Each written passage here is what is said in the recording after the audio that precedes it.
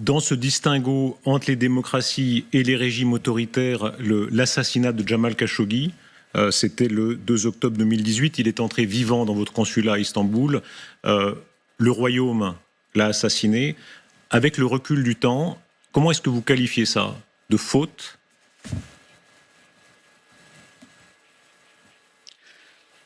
Ce n'était pas juste une erreur, une faute, c'était un crime horrible.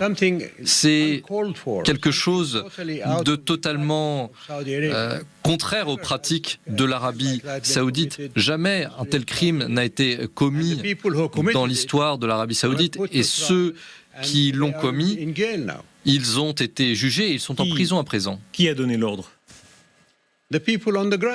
Les gens sur le terrain, ils ont pris la responsabilité de faire cela. C'est ce que le royaume dit à tout le monde.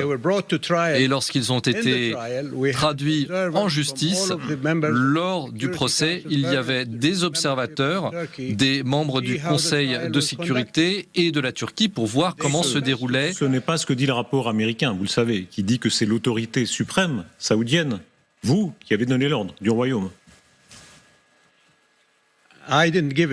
Moi, je n'ai pas donné l'ordre. Vous n'étiez plus aux affaires.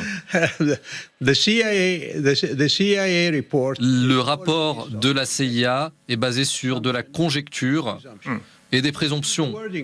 Lisez la manière simplement dont c'est rédigé.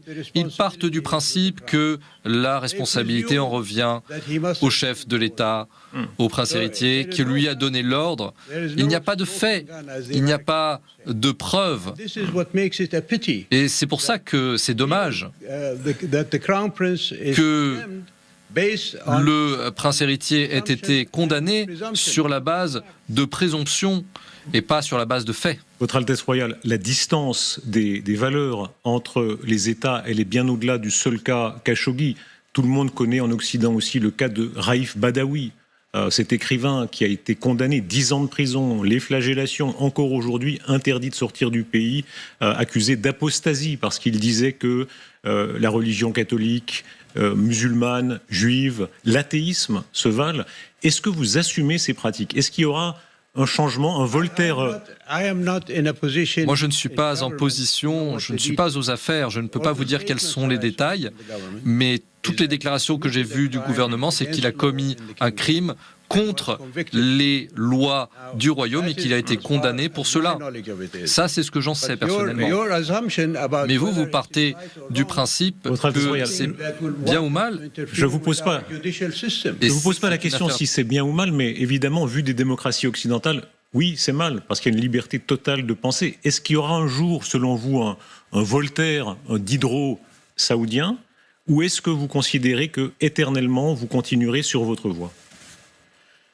Je vais vous poser une question. Est-ce que votre système judiciaire est parfait? Non. Est-ce qu'il n'y a pas des instances où vos tribunaux donnent des verdicts qui sont mauvais? Est-ce qu'il n'y a pas des gens en prison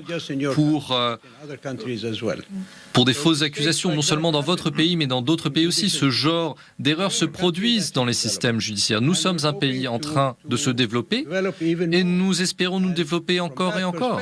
Et de ce point de vue, nous sommes en train de nous améliorer constamment et nous voulons avoir l'occasion de le faire par nos propres moyens, sans être forcés par d'autres à le faire à leur manière. On ne va pas faire toute l'histoire, mais évidemment, il n'y a plus ici de calasses qui sont brûlées, comme c'est le cas encore de ce pauvre Raif Badawi. Mais ce que vous dites aujourd'hui, est-ce que l'Arabie saoudite va encore changer? Au début du règne du pouvoir actuel, on disait elle est en train de changer. Est-ce que ce mouvement va continuer? Le royaume change depuis sa fondation. Le premier roi, c'était en 1932, lorsque les provinces des Hijaz et des Nejd sont devenues le royaume d'Arabie saoudite. Nous avons eu des changements dans les années 90, lorsqu'on a mis en place une constitution pour le royaume. Et on a réactivé l'Assemblée consultative. Sous le roi Abdallah, on a eu les réformes, on a rajouté les femmes à l'Assemblée consultative.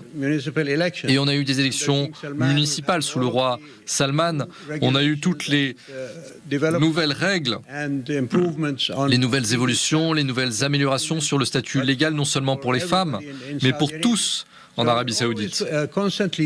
Donc nous sommes constamment en train de nous améliorer et de changer. Et c'est une responsabilité que nous avons, non seulement une responsabilité des dirigeants, mais aussi du peuple. Il y a une semaine, nous recevions un chef d'État du Bénin, un chef d'État africain, qui disait, c'est vrai, le monde change, sans doute que dans 30 ans, dans 40 ans, il sera davantage africain, brésilien, indien, chinois, et peut-être un peu moins français, allemand, danois.